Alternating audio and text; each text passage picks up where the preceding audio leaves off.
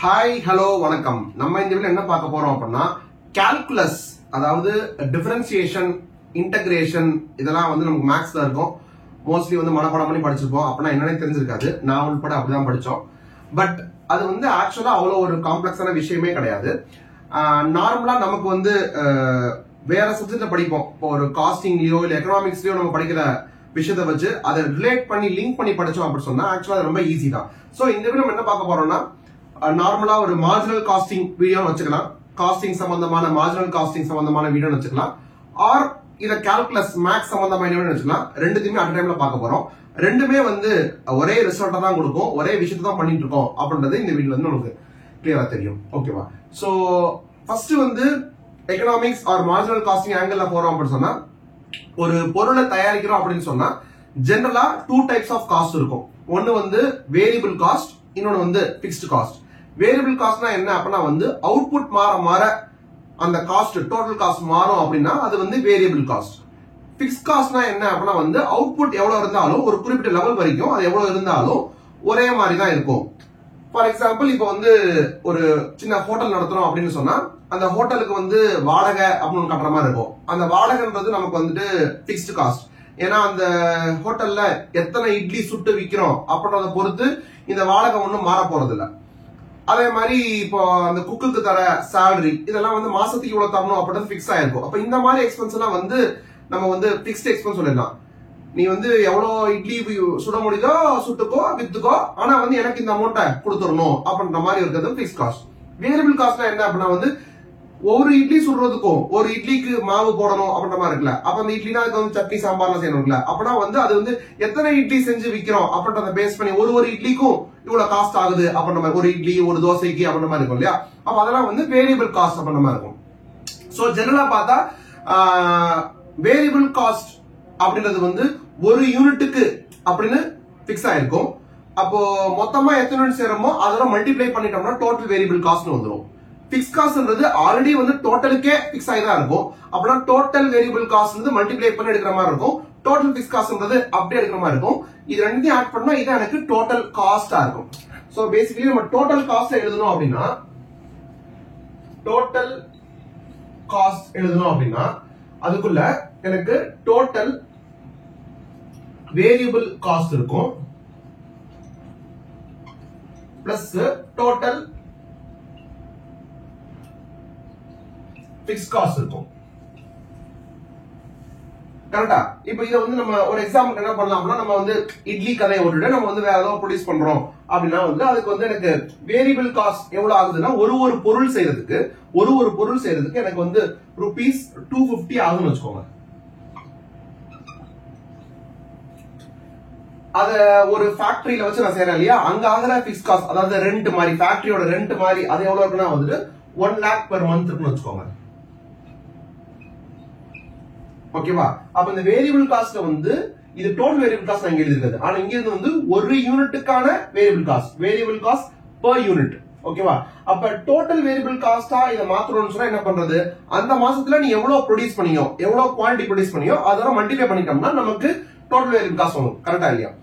அப்போ எத்தனை யூனிட் பண்றது அதான் தெரியாதுல்ல, மாசம் வேற வேறையா இருக்கலாம். அப்ப நமக்கு தெரியாதுன்றதுனால என் டோட்டல் வேரியபிள் காஸ்ட் வந்து சும்மா ரெப்ரசென்ட் பண்ணணும்னு சொன்னா நமக்கு ஒரு நம்பர் தெரியல என்ன சொல்லுவோம், எக்ஸ் அசைன் பண்ணிடுவோம். சோ அது மாதிரி வந்து 250 rupees multiplied by x, 250 x தான் வந்து என்னோட டோட்டல் வேரியபிள் காஸ்ட் அப்படின்னு எடுக்கிறோம். பிளஸ் டோட்டல் பிக்ஸ் காஸ்ட்ன்றது ஆல்ரெடி வந்து 1 lakh per month ஆல்ரெடி பிக்ஸ்டா இருக்கு. நீங்க எத்தனை யூனிட் எக்ஸ் பண்ணா கூட இது மாறாது. பாத்தீங்களா, இது வந்து 250 into x இருக்கு. அப்ப எக்ஸ் மாற மாற இந்த டோட்டல் நம்பர் மாறிட்டே இருக்கும். ஆனா பிக்ஸ் காஸ்ட்ன்றது நீங்க எத்தனை எக்ஸ் பண்ணாலும் மாற போறது என்ன மாதிரி தான் இருக்க போகுது, 1 lakh தான் இருக்க போகுது. அப்ப இதான் நம்ம என்ன சொல்றோம், நம்ம டோட்டல் காஸ்ட் அப்படி சொல்றோம் இல்லையா. அப்ப total cost of this factory is equal to 250 multiplied by x based on the quantity produced multiplied by plus 1 lakh. இதான் வந்து டோட்டல் காஸ்ட். இப்போ நீங்க எழுதுறீங்க பாத்தீங்களா, இது ஒரு ஈக்குவேஷன் மாதிரி ஃபார்ம் ஆகுதுல. இந்த ஈக்குவேஷன் மாதிரி ஃபார்ம் ஆச்சுன்னா அப்ப x இன்புட் போட்டோம்னா எனக்கு ஒரு ஆன்சர் வருது பாத்தீங்களா. அத வந்து y is equal to அப்ப போடலாமா, டோட்டல் காஸ்ட் வந்து நான் y ன்னு வச்சுக்கிறேன். y is equal to 250 x plus 1 lakh அப்படின்னு போடலாம். இந்த y நீங்க பாத்தீங்க அப்படின்னா x என்ன இன்புட் வருதோ அதை பேஸ் பண்ணி இந்த y வந்து மாறுது அப்படின்ற மாதிரி இருக்கலாம். இது என்ன சொன்னா இது வந்து ஒரு காஸ்ட் ஃபங்க்ஷன் அப்படி சொல்லலாம். Cost function is depend upon the number of output produced. Cost function y is depend upon the number of output produce. இத வந்து மேத்தமெட்டிக்கா சொன்னா இது வந்து ஒரு ஃபங்க்ஷன் அப்படின்னு சொல்லுவோம். ரைட்டா? இப்போ என்னன்னா கால்குலஸ்ல டிஃபரன்ஷியேஷன் பண்றோம் அப்படின்னா டிஃபரன்ஷியேஷன் பண்ணும்போது dy by dx அப்படிலாம் போடுவாங்க. அப்படின்னா என்ன அர்த்தம்னா நீங்க x வந்து கொஞ்சம் மாறுச்சுன்னு சொன்னா y எவ்வளவு மாறும் அப்படின்றதுதான் வந்து டிஃபரன்ஷியேஷனுக்கான மீனிங். ஓகேவா? இப்ப சும்மா ஒரு எக்ஸாம்பிளுக்கு நம்ம என்ன பண்ணலாம்னா 1000 யூனிட்ஸ் வச்சுக்கலாம். 1000 யூனிட்ஸ் மேனுஃபேக்சர் பண்ண மாதிரி வச்சுக்கலாம். 1000 யூனிட்ஸ் இருந்ததுன்னா எனக்கு y வேல்யூ என்ன வரும்னு பார்க்கலாம். 250 into 1000 அப்படி வருமா? பிளஸ் இது 1 lakh தான். இப்படி இருந்துன்னு சொன்னா 250 பக்கத்துல 3 ஜீரோவா 2,50,000 பிளஸ் 1 lakh. அப்போ இது 3,50,000 யாரு? y. y ன்றது நமக்கு என்னது தெரியும், நமக்கு இது டோட்டல் காஸ்ட். அப்ப total cost when output is 1000 is equal to 3,50,000 அப்படின்றதா. இப்ப என்ன அப்படின்னா டிஃபரன்ஷியேஷன் அப்படின்னா என்னன்னா x கொஞ்சோண்டு மாத்தணும்னா இப்ப x எவ்வளவு இருக்கு நம்மளுக்கு? x வந்து 1000 இருக்கு. 1000 இருந்து கொஞ்சோண்டு மாத்தணும்னு சொன்னா எனக்கு இந்த காஸ்ட் எவ்வளவு மாறும் அப்படின்றது. ஓகேவா? இந்த கொஞ்சோண்டுன்றது டிஃபரன்ஷியேஷன்ல ரொம்ப கொஞ்சோண்டு 0.1 0.001 அந்த மாதிரி ரொம்ப less than 1 மாதிரி நமக்கு இப்ப ஈஸி அண்டர்ஸ்டாண்டிங்காக நம்ம என்ன பண்ணலாம் அப்படின்னா வந்து x வந்து எவ்வளவு இன்க்ரீஸ் ஆகுதுன்னா 1 இன்க்ரீஸ் ஆகாம வச்சுக்கலாம். அதாவது 1000 யூனிட்ஸ் பண்றோம் இல்லையா? 1000 யூனிட்ஸ் பண்ணாம நம்ம என்ன பண்ணலாம் 1001 யூனிட்ஸ் பண்ணலாம். பண்ணா என்ன ஆகும்? இதை திருப்பி நீங்க சப்ஸ்டிட் பண்ணி பார்க்கணும்ன்ற அவசியம் இல்ல. உங்களுக்கு மார்ஜினல் காஸ்டிங் ஆர் எக்கனாமிக்ஸ் தெரிஞ்ச நார்மலா தெரிஞ்சாலே இந்த பிக்ஸ் காஸ்ட் வந்து இன்க்ரீஸ் ஆக போறதுல ஒரு யூனிட் எக்ஸ்ட்ரா பண்றதுனால. ஆனா இந்த 250 மட்டும் into 1000 பண்றதுக்கு பதிலா into 1001 போடுவோம். அப்ப என்ன இருக்கும்? ஒரு 1 யூனிட் எக்ஸ்ட்ரா வருது. 1 into 250 rupees எக்ஸ்ட்ரா வர போகுது. அவ்வளவுதான். என்னது இதுல சப்ஸ்டிட் பண்ணி பார்க்கணும் அவசியம் இல்ல. பண்ணாலும் என்னது 250 into 1001 அப்படின்னு பண்ணோம். பிளஸ் 1 lakh வரும். அப்ப இந்த ஆன்சர் மாற போகுது. அது எவ்வளவு மாறும்னா கரெக்டா 250 ரூபாய் மாறும். ஏன்னா ஒரே ஒரு யூனிட் இன்க்ரீஸ் ஆயிருக்கு. அப்ப 1000 யூனிட்ஸ் இருக்கும்போது எனக்கு டோட்டல் காஸ்ட் வந்து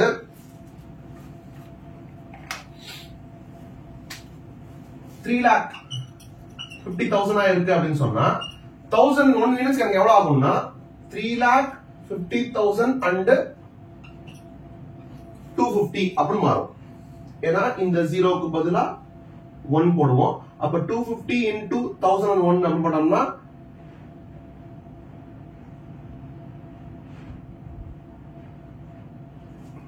இப்படி மாதிரி இருக்கும். 250 பிளஸ் 1 lakh போட்டோம்னா 350 வந்திருக்கும். ரைட்டா? அப்ப டோட்டல் காஸ்ட் வந்து 3,50,000 இல்லாம 3,50,000 250 மாறி இருக்கும். இப்போ இத வந்து நார்மல் கால்குலேஷன்ல போட்டோம். இப்போ இத வந்து டிஃபரன்ஷியேஷன் வச்சு சொல்லணும் அப்படின்னா என்ன அப்படின்னா வந்து அத வந்து y அப்படின்ற ஈக்குவேஷன் y அப்படின்ற function with respect to x ன்னு பாத்தீங்களா அவனை வந்து நம்ம டிஃபரன்ஷியேட் பண்றோம் அப்படின்னா வந்து x கொஞ்சம் மாறுச்சுன்னா y எவ்வளவு மாறும் அப்படின்றத நம்ம என்ன பண்ணுவோம்னா dy by dx ன்னு போடுவோம்.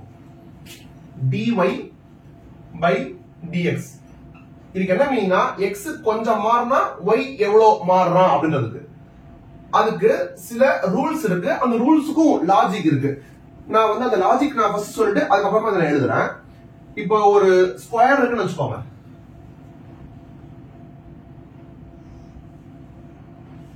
இந்த ஸ்கொயரோட சைடு வந்து 10 மீட்டர். ஓகேவா? அப்போ இதோட ஏரியா என்ன வந்திருக்கும்? ஒரு சைடு மல்டிப்ளைட் பை அதே சைடு பண்ணோம்னா சைடு ஸ்கொயர் அதான் வந்து இந்த ஸ்கொயரோட ஏரியா. அப்போ எழுதுறதா இருந்தா வந்து ஏரியா இஸ் ஈக்குவல் டு சைடோட ஸ்கொயர் தான் வந்து area of the square y is equal to x square. இப்போ நம்ம எப்படி இங்க y க்கு வந்து ஒரு ஈக்குவேஷன் ஃபார்ம் பண்ணோமோ அதே மாதிரி ஸ்கொயரோட ஏரியாக்கு ஒரு ஈக்குவேஷன் ஃபார்ம் பண்ணா எப்படி இருக்கும்னா y is equal to x square இருக்கும். இது வந்து ஒரு ரூல், அந்த ரூலோட லாஜிக் சொல்றேன். அந்த ரூலை வந்து நம்ம அப்படியே வந்து அப்ளை பண்ண போறோம். ஓகேவா? y is equal to x square இருந்துன்னு சொன்னா நீங்க இது மாதிரி பண்ணுங்க. நார்மலா y 1000 இருக்கும்போது 3,50,000 இருந்துச்சு, 1001 இருந்தா 3,52,000 இருந்துச்சுல, அது மாதிரி போட்டு பாருங்க. 10 மீட்டரா இருக்கும்போது என்ன உங்களுக்கு ஏரியா இருக்கும்? 10 ஸ்கொயரா இருக்குமா? 10 ஸ்கொயர்னா எனக்கு வந்து அது 100 ஸ்கொயர் மீட்டர். ரைட்டா? இதுவே நான் லைட்டா கொஞ்சோண்டு ஏத்துறேன், கொஞ்சம் நம்ம கம்மியா ஏத்துறோம், நம்ம ஸ்டில் என்ன பண்ணணும், 1 மீட்டர் ஏத்துவோம். 10க்கு பதிலா 11 மீட்டர். 11 மீட்டர் ஆச்சுன்னா இந்த ஸ்கொயரே கொஞ்சம் லென்த் அதிகமா இருக்குமா? 10க்கு பதிலா 11 இருக்கும். இது மட்டும் லென்த் கிடையாது, இதுவும் லென்த் அதிகம். அப்ப இவனும் கொஞ்சம் அதிகமா இருப்பானா? அப்போ இந்த பெரிய ஸ்கொயர் இருக்கு பாத்தீங்களா, 11 மீட்டர் இருக்கிற ஸ்கொயர், அப்ப அதோட ஏரியா போடலாமா? அதோட ஏரியா போட்டீங்கன்னா உங்களுக்கு 11 ஸ்கொயர் எனக்கு 121 ஸ்கொயர் மீட்டர் வரும். ரைட்டா?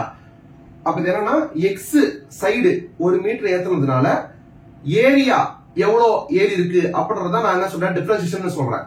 அப்போ நீங்க பாருங்க, இப்போ முன்னாடி வந்து எக்ஸ் 10 இருக்கும்போது y வந்து 100 இருந்துச்சு, 10 ஸ்கொயர். இப்ப 11 இருக்கும்போது 11 into 11 போட்டு 121 ஆயிடுச்சு. அப்ப எவ்வளவு ஏரி இருக்கு? 21 ஸ்கொயர் மட்டும் ஏரி இருக்கு. 21 ஸ்கொயர் மட்டும் ஏரி இருக்கு for 1 metre increase. Side 1 metre increase பண்ணதுனால எனக்கு ஏரியா 21 ஸ்கொயர் மீட்டர் இருக்குல்ல. இப்போ இது அப்படியே இது வந்து நம்பர்ஸ் வச்சு போட்டுருக்கோம். இது டிஃபரன்சியேஷன் பண்ணா என்ன வரும் அப்படின்னா, எக்ஸ் அப்படின்ற சைடு இருந்துச்சா, அதுல கொஞ்சோண்டு ஏத்தணுமா? கொஞ்சோண்டு ஏத்தணும்னா அது change in exa? Change in எக்ஸ்னா வந்து டெல்டான்னு போட்டோம்னா சேஞ்ச் அது. ஓகேவா? Delta X. அப்போ எக்ஸ் இருந்த ஏரியாவை, எக்ஸ் இருந்த சைட, எக்ஸ் இருந்த சைடுனா அப்போ ஏரியா வந்து எக்ஸ் ஸ்கொயரா இருந்திருக்கும். அதான் வந்து இந்த 10 ஸ்கொயர். இது வந்து 10 ஸ்கொயர் மாதிரி என்ன பண்றோம், இங்க இருக்கு 11 ஸ்கொயர்னு மாத்திருக்கோமா? 11 ஸ்கொயர்னா அந்த 10 பிளஸ் ஒரு 1 சேஞ்ச் இன் எக்ஸ், அதை போட்டு அதோட ஸ்கொயர் போட்டுருக்கோமா? அதோட டிஃபரன்ஸ் தானே போட்டிருக்கோம். அப்ப நீங்க என்ன பண்ணிருக்கோமோ அதை அப்படியே எழுதுறேன். அதாவது இந்த 11 ஸ்கொயர்ன்றத இப்படி எழுதிருக்கேன், 10 ஸ்கொயர்ன்றத இப்படி எழுதிருக்கேன். ரைட்டா? அண்ட் இது வந்து அதோட ஸ்கொயர் இல்லையா? அப்பனா X plus change in X ஓட ஸ்கொயர் மைனஸ் எக்ஸ் ஸ்கொயர். இது வந்து இந்த பெரிய ஸ்கொயரோட ஏரியா மைனஸ் இது சின்ன ஸ்கொயரோட ஏரியா. இந்த சேஞ்ச் வந்து எதனால நடந்தது? எக்ஸ் கொஞ்சோண்டு ஏத்தனாலயா? எக்ஸ் எவ்வளவு ஏத்திருந்தேன் தெரியாது, அதான் டெல்டா எக்ஸ் வச்சிருக்கேன், டெல்டா எக்ஸ் போட்டுக்கிறோம். ரைட்டா? அப்படின்னா இது எப்படி இருக்கு? இப்ப a plus b the whole square மாதிரி இருக்கா? a plus b the whole square. அப்ப அது ஒரு ஃபார்முலா தானே அப்படி சொல்லாதீங்க, அந்த ஃபார்முலாக்கும் லாஜிக் இருக்கு. அது வேற வீடியோல போட்டிருக்கேன், அதை சொல்றேன். இந்த வீடியோ ரொம்ப பெருசாயிரும், அதை நான் கமெண்ட்ல போடுறேன் அந்த வீடியோவை. a plus b the whole squareக்கு வந்து ஒரு எக்ஸ்பான்ஷன் இருக்கு இல்லையா, அது லாஜிக்கல் தான். அதை வந்து இதுல போட்டு பாருங்க, உங்களுக்கு என்ன வரும் அப்படின்னா வந்துட்டு எக்ஸ் ஸ்கொயர் a ஸ்கொயரா, அப்புறமா வந்து b ஸ்கொயரா பிளஸ் 2ab வரும். 2abன்றது வந்து 2 into இந்த x அப்புறமா வந்து சேஞ்ச் இன் x. இதான் வந்து அந்த ஃபர்ஸ்டோட எக்ஸ்பான்ஷன். இதுல இருந்து என்ன ஆக போகுதுன்னா வந்து எனக்கு மைனஸ் எக்ஸ் ஸ்கொயர் மட்டும் இருப்பான் மேல இருக்கிறதுல, ஹோல் டிவைடட் பை வந்து சேஞ்ச் இன் x மட்டும் இருப்பான். ரைட்டா? இப்போ இத பாத்தீங்கன்னா உங்களுக்கு இது ஜஸ்ட் மைனஸ் அப்புறம் எக்ஸ்ட்ரா தான இருக்கான். அப்பனா என்டையர் திங் நம்ம பிராக்கெட் இல்லாம பாத்துக்கலாமா? பிராக்கெட் இல்லாம பார்த்தோம்னா x square plus delta X whole square plus 2 into x into delta x, a square plus b square plus 2ab, அப்புறமா வெளியில இருக்கிற மைனஸ் ஸ்கொயர். பெரிய ஸ்கொயரோட ஏரியா மைனஸ் சின்ன ஸ்கொயரோட ஏரியா. இப்ப கேன்சல் பண்ணுங்க, x ஸ்கொயர் போயிருமா? இப்ப பாக்கி என்ன இருக்கு பாருங்க. இதுல இந்த இடத்துல வந்து எனக்கு delta X square plus 2 into x into delta X இருக்கு, கீழேயும் ஒரு டெல்டா எக்ஸ் இருக்கு. நீங்க இப்ப காமனா வெளியே எடுக்க முடியுமா? காமனா வெளியே எடுத்தீங்கன்னா என்ன வந்துடும் உங்களுக்கு? டெல்டா எக்ஸ்ன்றது தனியா வெளியே வந்துருவான், plus into delta x plus 2x மட்டும் இருப்பான் divided by delta x. சும்மா இதுல delta x வெளிய எடுத்து போட்டனா delta x into delta x அப்புறமா 2x in delta x வெளிய பத்தி போட்டா வெறும் 2x மட்டும் இருப்பான். ரைட்டா? இப்போ கேன்சல் பண்ணலாமா? delta x 1 times delta x 1 times போயிடும். அப்ப பாக்கி என்ன மட்டும் இருக்கு பாருங்க 2x plus delta x. இத பாத்தீங்கன்னா xr நமக்கு ஸ்டார்டிங்ல 10 ன்னு இருந்திருப்பான். கரெக்ட்டா? 2x னா எவ்வளவு வரும்? 2 into 10 போட்டீங்கன்னா இவ வந்து 20 ன்னு வந்துருவான். ரைட்டா? change in x change in x x எவ்வளவு பண்ணோம்? x வந்து 10 ல இருந்து 11 ஆக்கிருப்போம். 1 சேஞ்ச் பண்ணிப்போமா? அப்பனா இது வந்து 1. அப்ப 1 plus 2 into 10. 1 plus 20 னா அது எவ்வளவு? 21. 21 எங்க பார்த்தோமா?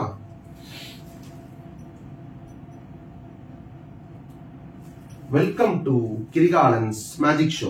சோ எக்ஸ்ன்ற சைட வந்து நம்ம கொஞ்சம் ஏத்தணும் அப்படின்னு சொன்னா y அப்படின்ற ஏரியா எவ்வளவு மாறுது அப்படின்றதுக்கான விஷயம் தான் வந்து இந்த dy by dx which is called as differentiation. ஓகேவா? ஆனா இது என்ன விஷயம்னா இந்த கடைசி ஸ்டெப் பாருங்க. கடைசி ஸ்டெப்ல என்ன வந்து நின்றுருக்கு உங்களுக்கு? 2x plus delta x நிக்குதா? அப்போ இதுதானே உங்களுக்கு வந்து dy by dx இருந்துக்கணும். இந்த ஈக்குவேஷனுக்கு dy by dx ஆகணும். ஆனா dy by dx ஓட y ஓட dy by dx இந்த ஈக்குவேஷனுக்கு உரிய dy by dx என்ன அப்படின்னா இது கிடையாது. என்ன போடுவாங்கன்னா வெறும் 2x மட்டும் தான் போடுவாங்க. அதாவது இத மட்டும் தான் போடுவாங்க. இத விட்டுருவாங்க. ஏன் விட்டுருவாங்கன்னு நான் சொல்றேன். நம்ம வந்து ஈஸி கால்குலேஷனுக்காக x வந்து 1 ன்னு எடுத்தோம். ஆனா ஆக்சுவலா டெல்டா சேஞ்ச் டெல்டா x அந்த சேஞ்ச் வந்து ரொம்ப கம்மியா இருப்பாங்க. 0.1 0.001 அந்த மாதிரி ரொம்ப சின்ன அமௌண்ட் எடுப்பாங்க.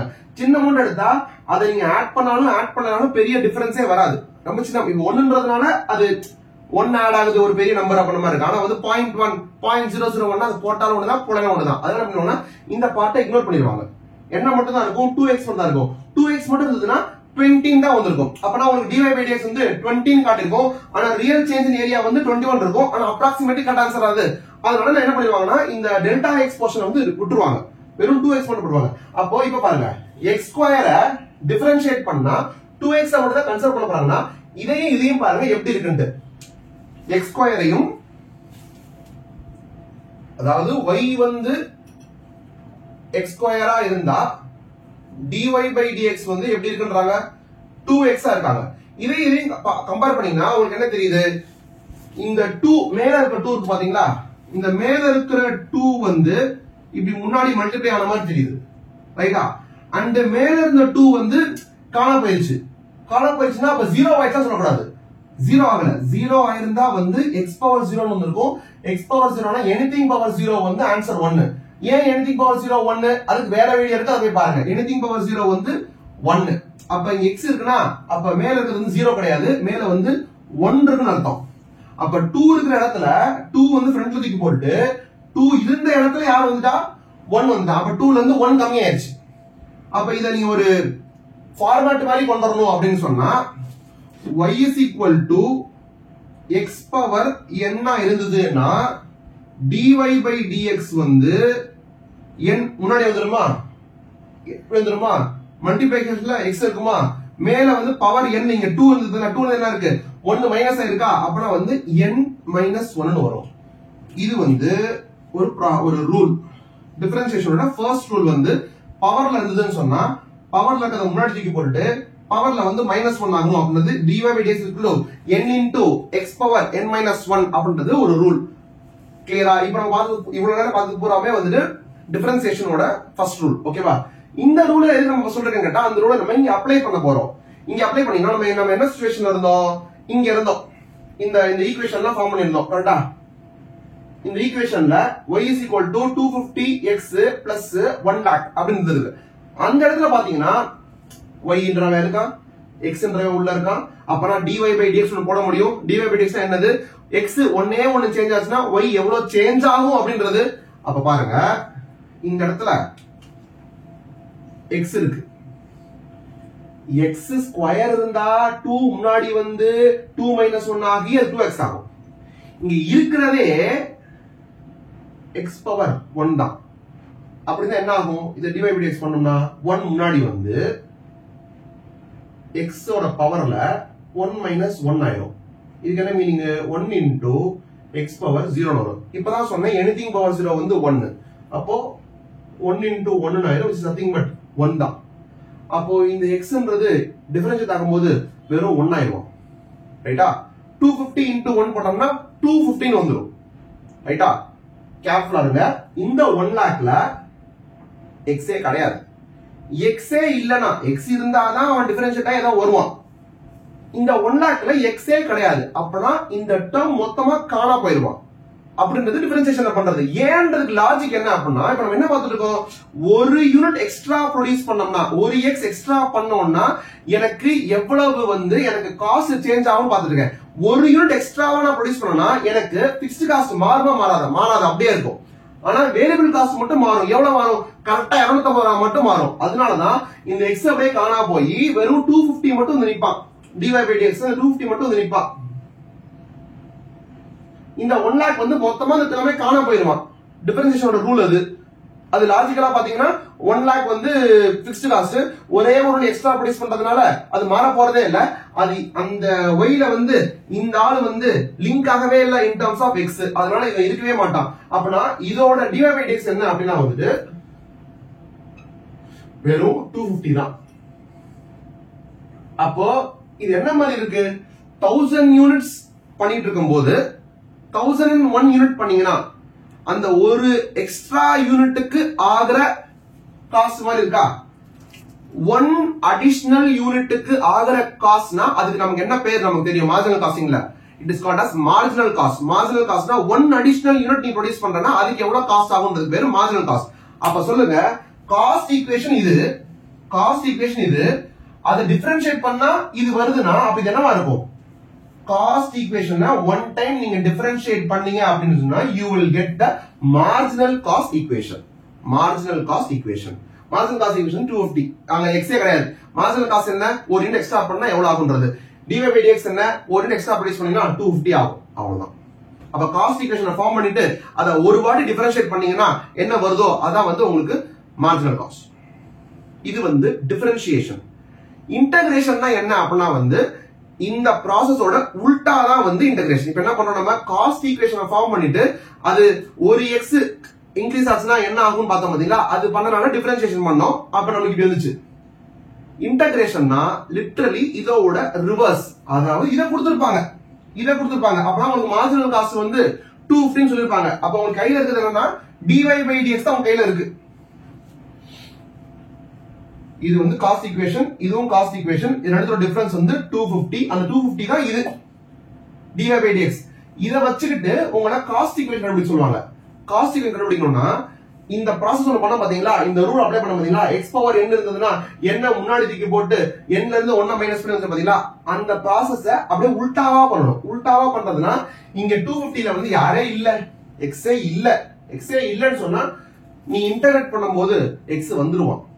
எப்படிங்க x வருவா அப்படின்னா வந்து இங்க மேல ஒருத்தன் 2 இருந்திருந்ததுனால தானே நீ வந்து இங்க ஃப்ரண்ட்ல தூக்கி போட்டு போன. அங்க 2 இல்லாம இங்க 1 இருந்ததுனால தானே 1 தூக்கி நீ ஃப்ரண்ட்ல போட்டு வந்த.